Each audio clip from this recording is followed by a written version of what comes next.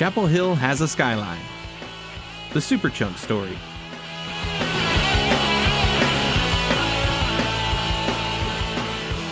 Welcome to Chapel Hill Has a Skyline. My name is Justin Hensley, and I am a lifelong resident of North Carolina. One of the most enduring artists to come from my home state is the band Superchunk. The first time I ever heard this band was in 2010, riding in the car with my buddy on the way to a show. Since that time, they've become one of my all-time favorite artists. Superchunk's brand of high energy and melodic indie rock made their hometown of Chapel Hill the East Coast mecca of independent music in the 90s. One of the three corners of the Research Triangle, Chapel Hill is located not far from the state capital, Raleigh. Superchunk formed in 1989 by Mac McCaughan on guitar and vocals, Laura Balance on bass and backing vocals, Chuck Garrison on drums, and Jack McCook on guitar. Originally going by the name Chunk, they released their first 7-inch single, What Do I?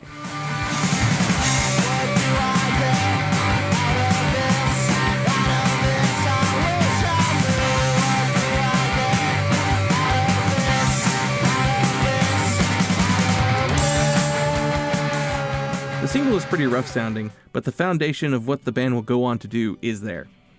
A second single followed later in '89 on Merge Records, a label started by Mac and Laura of the band. They added the name Super to avoid confusion with another band that went by the name Chunk. And then in 1990, Superchunk released their first full-length album. The self-titled record was put out on Matador Records and received critical acclaim. Let's listen to the first track on the album, Sick to Move.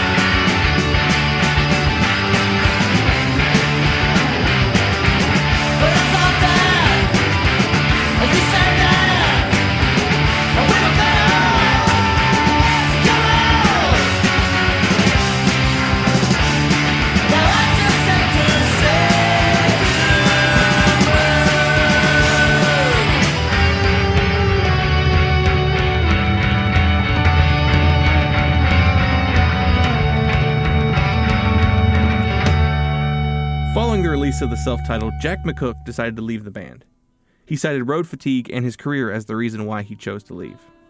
Replacing McCook in the band was Jim Wilbur, a Connecticut school teacher who was informed by a student of the vacancy in Superchunk. Wilbur moved to Chapel Hill to fill in for 3 months and never left. He still plays guitar in the band today. Thanks to Nirvana and the alternative rock explosion, Superchunk were offered major label deals, but they chose to turn those down and stick with Matador for their second record, No Pocky for Kitty. Recorded by legendary cantankerous engineer Steve Albini, this record shows the band figuring out who they really are. The band put a much stronger emphasis on catchy hooks. Many songs from this record would become staples of their live show, including our next track, Punch Me Harder.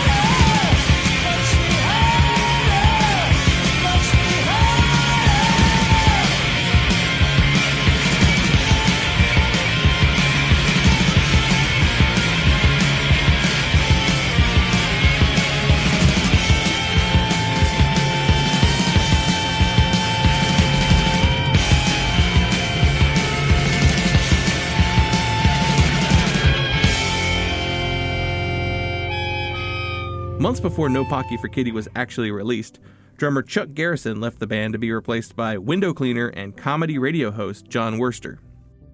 And the band embarked on their first tour of Europe. Sticking with Matador Records, the band released their third album, On the Mouth. Produced by John Reese of Drive Like Jehu and Rocket from the Crypt, On the Mouth is one of the finest collections of songs the band has ever written. As a fan, this is my favorite record the band has released. This album shows the band pushing even further into melodicism, cutting down on some of the abrasive elements of their first two albums. This record would be the skeleton that some of their future albums would sound like. Let's take a look at one of the standout tracks, 410 Shit.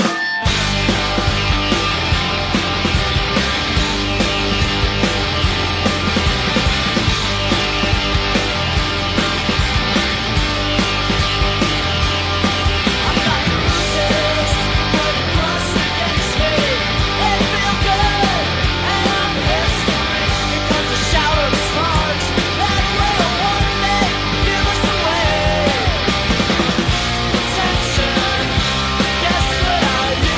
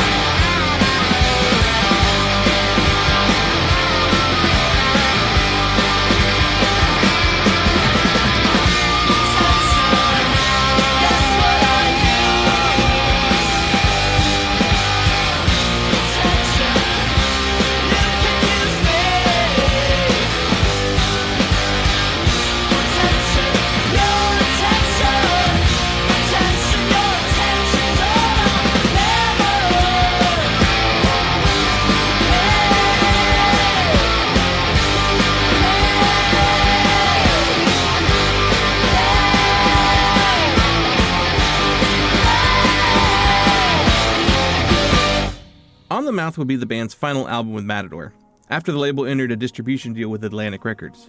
For their next album, the band decided to release it on their own label, Merge.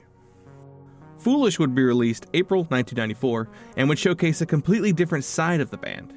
Recorded after the breakup of Laura Balance and Mac McCaughan, this record is much slower. Many of these songs are from Mac's heartbroken point of view. But in an interview with Laura Balance, she said, "Touring for Foolish was so hard. Listening to those words every night and feeling so mute. I didn't get to say anything, and here he was saying everything. I would be up there jumping up and down with tears streaming down my face." For the next track, let's listen to Driveway to Driveway, which I consider one of the greatest breakup songs ever written.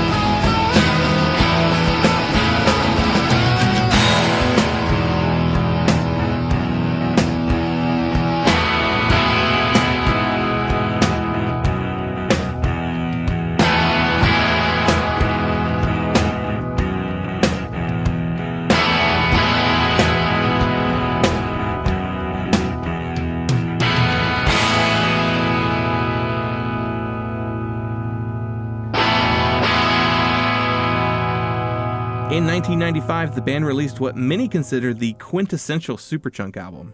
Here's where the strings come in. Returning to the high energy of On the Mouth, this album saw the band experience their biggest success to date. They performed at that summer's Lollapalooza tour and followed it with a worldwide tour in support of the album. Songs from this record were featured in multiple films, and the lead single, Hyper Enough, received regular play on MTV's 120 Minutes. Let's take a listen to that track.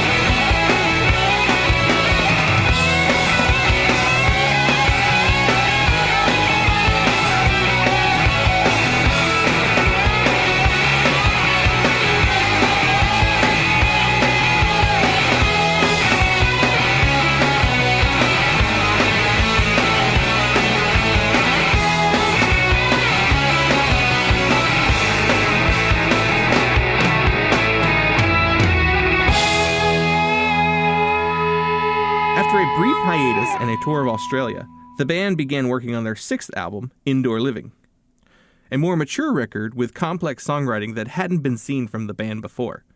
The album garnered critical praise.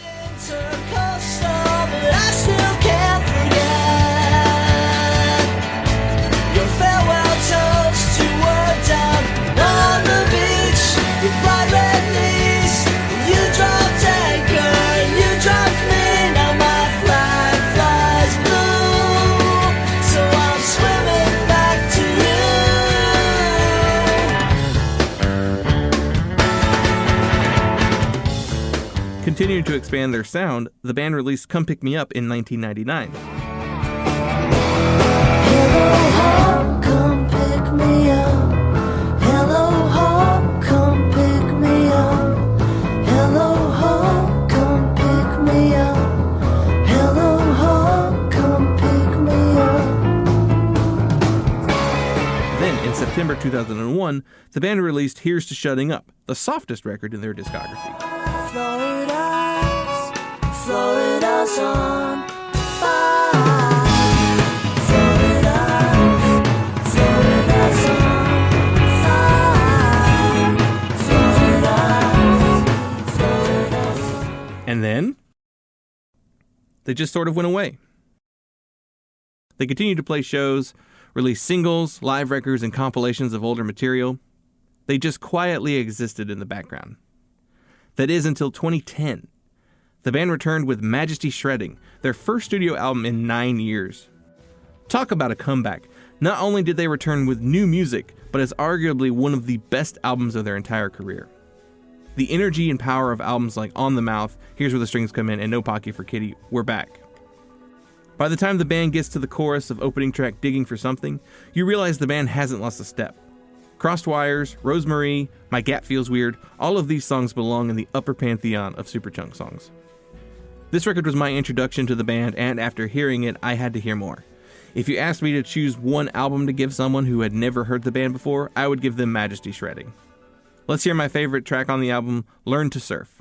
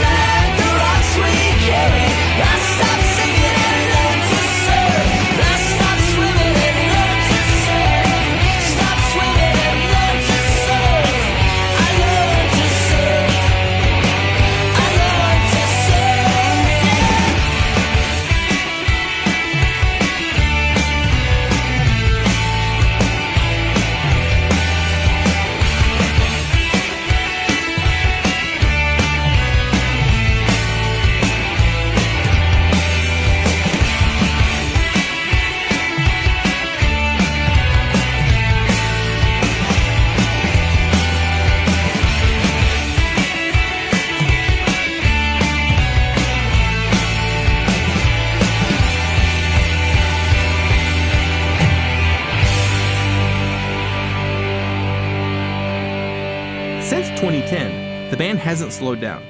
In 2013, the band released I Hate Music, a record devoted to their friend David Dornberg, a filmmaker and artist who passed away from cancer in 2012. Just prior to the album being released, Laura announced that she would not be partaking in live performances to support the album due to her worsening, painful hearing disorder. In her place, the band enlisted Jason Narducci, who played in Verboten, a band that Dave Grohl has cited as his inspiration for playing music. Jason has also played in former Husker Du frontman Bob Mould's solo project since 2005.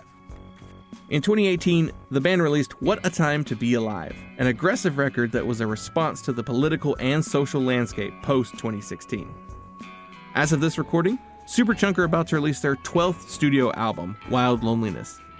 The early singles from the album are showing a possible return to their softer side, featuring guest vocals by Teenage Fanclub's Raymond McGinley and Norman Blake, R.E.M's Mike Mills, Sharon Van Etten, and Camera Obscura's Tracy Ann Campbell. After 30-plus years of releasing records, Superchunk have never missed a step and continue to put out incredible music.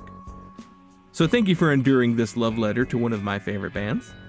They have brought me so much joy in my life, and I wanted to celebrate that feeling. Thank you so much, and I hope you enjoy the track we are riding out on. It is This Night from their forthcoming album, and I have been your host, Justin Hensley.